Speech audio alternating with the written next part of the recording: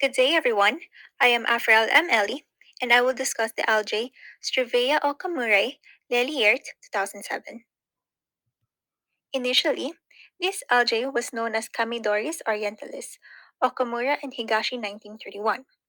As seen on the image on the right, a monophily of three Struvea species and C. orientalis along with S. elegans is shown. Based on morphological and molecular data as analyzed by Leliart and colleagues in 2007, C. orientalis was more closely related to Struvea gardneri, S. plumosa, and S. thoracica, compared to the other Chamaedoris species presented with bold letters. Hence, they concluded that the species Chamaedoris orientalis should be transferred to the genus Struvea and renamed the algae as Struvea okamurae, with the epithet named as such to honor Kintaro Okamura, who described this species first and dedicated his career studying Japanese seaweeds.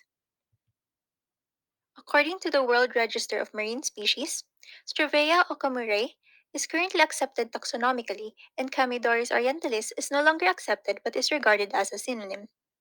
Moreover, the classification of this algae is listed in the slide. What is important to note for our class is that Struvea okamurae is classified under the Buddleaceae family under the order Cladophorales. The images shown on the left were specimens collected from the Philippines.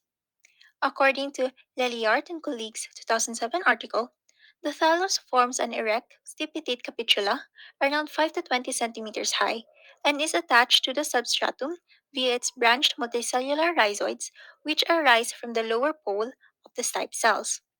The stipes are single to densely clustered, single celled, subcylindrical, generally unbranched with annular constrictions over its entire length.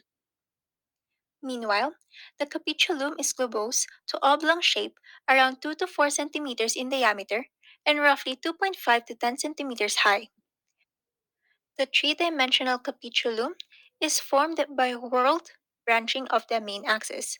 Thus, there are secondary branches that develop from the main axis. The apical cells of the capitulum filaments are approximately 320 to 480 micrometers in diameter and around 2,500 to 8,800 micrometers in length.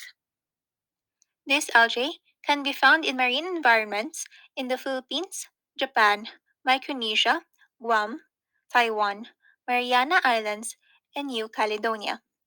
They are epilithic or grow on horizontal rock substrata. In Guam, larger specimens were found in deeper subtidal regions, while smaller specimens were observed in the shallow subtidal regions. So why did I choose this algae to discuss in class? Well, that is because when I first saw this algae, I thought about these first few things and I can no longer unsee them.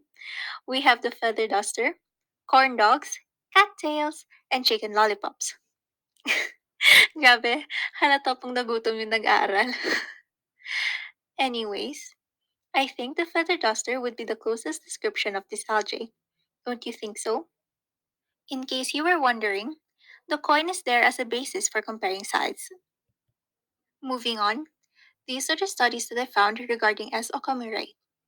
I noticed that in Leliart and colleagues' 2007 paper, they mentioned that the chloroplast were not preserved in the herbarium specimen, hence they couldn't examine its morphology.